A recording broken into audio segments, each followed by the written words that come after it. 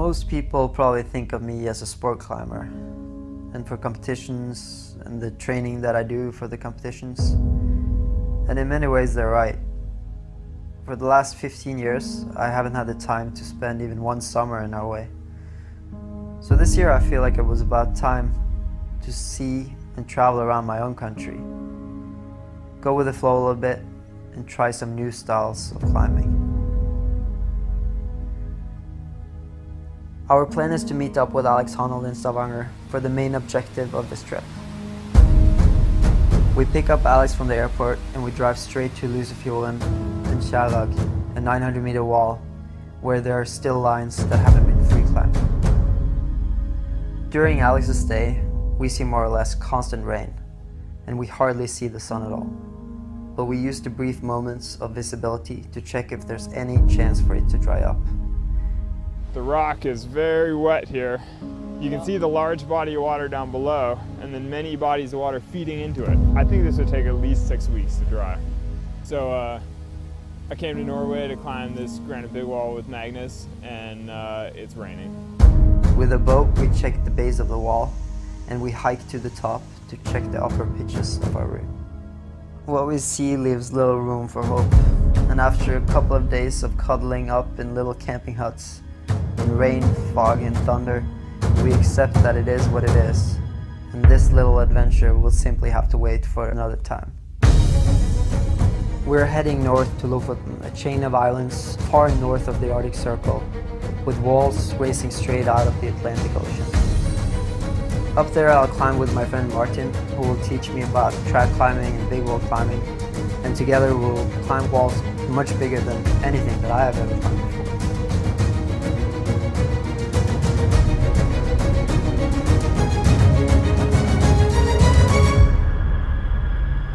Straight off the plane, Martin suggested that we try to speed climb Preston, which is a 400-meter granite bulk sticking straight out of the ocean. He suggested that we'd simul climb the route, running belay, climbing with a certain slack between us. He would put in gear, I would put it out. And that's basically the fastest climbing you can do.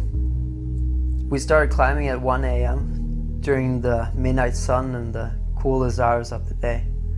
It was a great introduction to big wall trad climbing, but tomorrow we have our eyes set on something even bigger, Stupilaren, which is the biggest wall on Lofoten. Once again we start during the midnight sun, and the approach takes us about an hour. We try to leave as much gear and even water as possible, and start the 16 pitches without any water. The route is 800 meters long, and in retrospect I think we kind of underestimated the strength of the midnight sun, because even halfway we wished that we'd brought at least a little bit of water with us. The second half of the climb was pretty much torture without any water, but the climb was still great. Even the jamming and the cracks and all the stuff that I don't know how to do was still enjoyable.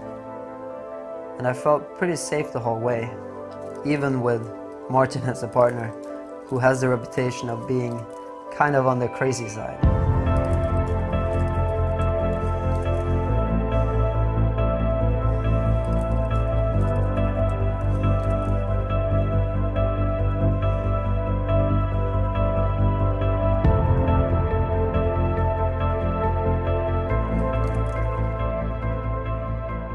We get to the top of Stupilaren 5 a.m. in the morning, and we've successfully changed day and night. After a 4-hour hike down to the car, we drive straight to breakfast and then to bed. And after only 3 hours of sleep, we drop Martin off at the airport. And that concludes our stay here in Lofoten. Now we're heading back down south.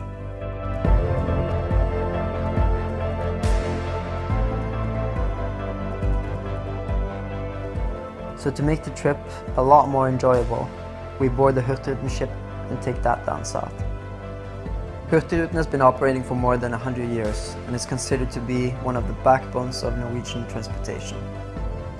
We have 2 days on this cruise to relax, recharge, eat good food, and get ready for what's to come.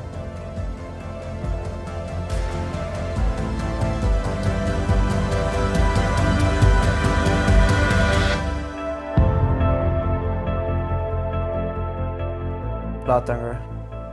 This cave means something special to me, and I think that's because I was one of the first people to bolt the line throughout the cave.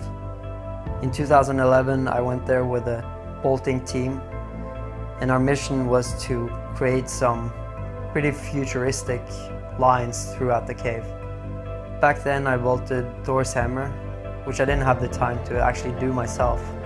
So I gave it away to Adam, and it immediately created a buzz. I got a lot of emails and messages from people asking me about this cave that they'd seen photos of. And I was feeling a little bit bad that I didn't have the time to climb much there myself. Which is why it's really nice to be back here now and having the time to try some of the routes that I put so much effort into bolting.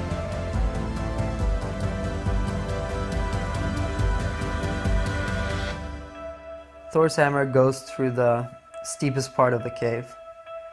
The first 20 meters is the crux. And then it gets a little bit easier, and there's a second crux, and the top half is relatively easy.